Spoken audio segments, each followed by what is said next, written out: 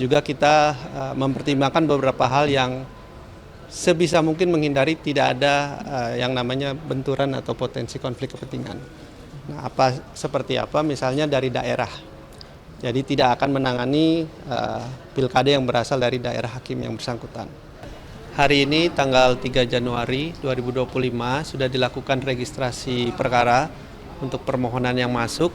Jumlahnya itu 309 perkara perselisihan hasil pemilihan kepala daerah. Nah, kalau dirinci itu ada 23 yang gubernur, lalu 49 untuk pemilihan wali kota, dan 237 untuk sengketa atau perselisihan hasil pemilihan bupati dan wakil bupati. Jadi total sekali lagi 309 perkara. Itu jumlahnya nggak sama ya Mas dengan yang didaftarkan gitu? Ya, jadi sebagai penjelasan ada istilah perbedaan antara permohonan dengan perkara.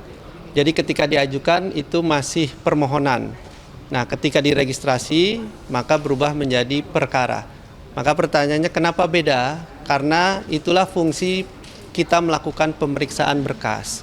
Sehingga ketika kita menemukan misalnya ada calon pemohon yang mengajukan permohonannya itu secara daring dan luring 2 kali, maka kita tidak akan meregistrasi dua-duanya. Pemohonnya sama, kuasa hukumnya sama, maka kita akan registrasi satu saja.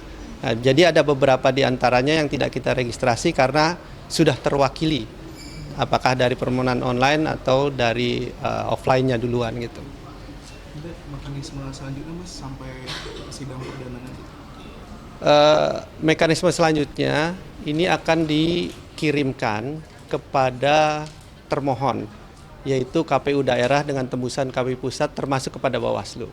Nah, setelah kita mendapatkan registrasi perkara, maka para pihak yang ingin mengajukan diri menjadi pihak terkait, mereka punya waktu 2 hari kerja sejak diregistrasi. Artinya per hari ini dan besok Sabtu Minggu itu libur, maka hari terakhirnya adalah hari Senin. Nah, dari sana nanti akan ada RPH menentukan apakah mereka akan diterima menjadi pihak terkait atau tidak. Nah, maka nanti sidang pertama itu di tanggal 8 untuk sidang pemeriksaan pendahuluan. Sementara untuk jawaban dan keterangan dari pihak terkait itu nanti diajukannya 1 hari kerja sebelum pemeriksaan sidang berikutnya. Jadi mereka bisa hadir dulu, mendengarkan apa saja yang menjadi dalil-dalil atau argumentasi permohonan. Setelah itu mereka bisa mempersiapkan secara matang. Sidang Itu. panel ya Mas? Betul, sidangnya sidang panel. Kita akan bagi menjadi 3 panel. 1 panel terdiri dari 3 hakim. Dan untuk hakim-hakimnya itu masih sama dengan komposisi panel hakim pada saat penyelesaian sengketa pemilu legislatif. Jadi bisa dicek nanti siapa saja di panel 1, 3 orang, lalu panel 2 dan panel 3. Kenapa 3 panel? Karena jumlah perkaranya kan banyak. Sementara MK punya batas waktu itu 45 hari kerja. Sehingga kalau kita tidak gunakan panel secara paralel, mungkin khawatirnya tidak terkejar. Jadi pengalaman panjang MK itu sudah mempersiapkan sedemikian rupa. Untuk pertimbangan perkara per panel itu seperti apa Mas? Ya, itu juga dipertimbangkan sama seperti pola-pola berikutnya. Tentu dengan komposisi jumlah yang sama supaya proporsional, tidak ada yang terlalu kemudian bertumpuk perkaranya. Juga kita mempertimbangkan beberapa hal yang sebisa mungkin menghindari tidak ada yang namanya benturan atau potensi konflik kepentingan. Nah, seperti apa? Misalnya dari daerah. Jadi tidak akan menangani pilkada yang berasal dari daerah hakim yang bersangkutan. Itu ya. Ya, cukup? Nah, nanti kalau ada lagi boleh ditanyain. Cukup ya. Hari ini tanggal 3 Januari 2025 sudah dilakukan registrasi perkara untuk permohonan yang masuk. Jumlahnya itu 309 perkara perselisihan hasil pemilihan kepala daerah. Nah, kalau dirinci itu ada 23 yang gubernur, lalu 49 untuk pemilihan wali kota, dan 237 untuk sengketa atau perselisihan hasil pemilihan bupati dan wakil bupati. Jadi total sekali lagi 309 perkara. Itu jumlahnya nggak sama ya Mas dengan yang didaftarkan gitu? Ya, jadi sebagai penjelasan, ada istilah perbedaan antara permohonan dengan perkara. Jadi ketika diajukan itu masih permohonan. Nah, ketika diregistrasi maka berubah menjadi perkara. Maka pertanyaannya kenapa beda? Karena itulah fungsi kita melakukan pemeriksaan berkas. Sehingga ketika kita menemukan, misalnya ada calon pemohon yang mengajukan permohonannya itu secara daring dan luring 2 kali, maka kita tidak akan meregistrasi dua-duanya.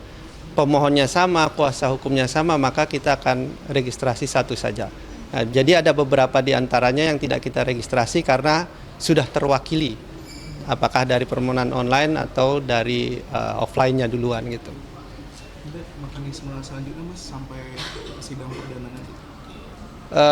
Mekanisme selanjutnya ini akan dikirimkan kepada termohon, yaitu KPU daerah dengan tembusan KPU pusat termasuk kepada Bawaslu. Nah, setelah kita mendapatkan registrasi perkara, maka para pihak yang ingin mengajukan diri menjadi pihak terkait, mereka punya waktu 2 hari kerja sejak diregistrasi. Artinya per hari ini dan besok Sabtu Minggu itu libur, maka hari terakhirnya adalah hari Senin. Nah, dari sana nanti akan ada RPH menentukan apakah mereka akan diterima menjadi pihak terkait atau tidak.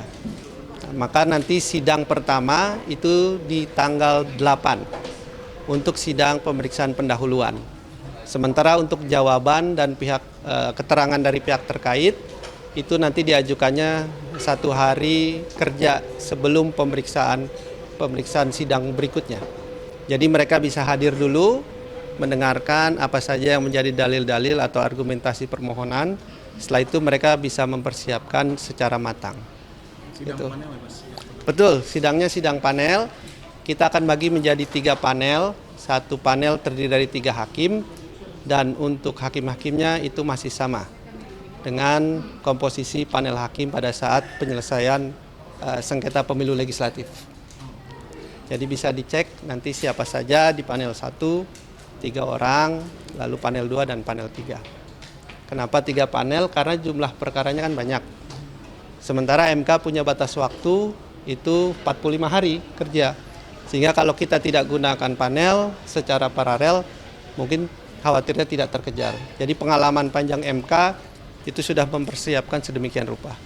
Untuk pertimbangan perkara per panel itu seperti apa Mas? Ya, itu juga dipertimbangkan sama seperti pola-pola berikutnya. Tentu dengan komposisi jumlah yang sama supaya proporsional, tidak ada yang terlalu kemudian bertumpuk perkaranya.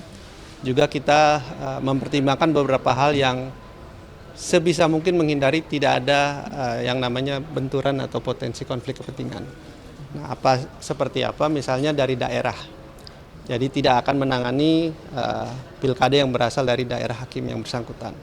Itu ya. Cukup? Nah, nanti kalau ada lagi boleh ditanyain. Cukup ya.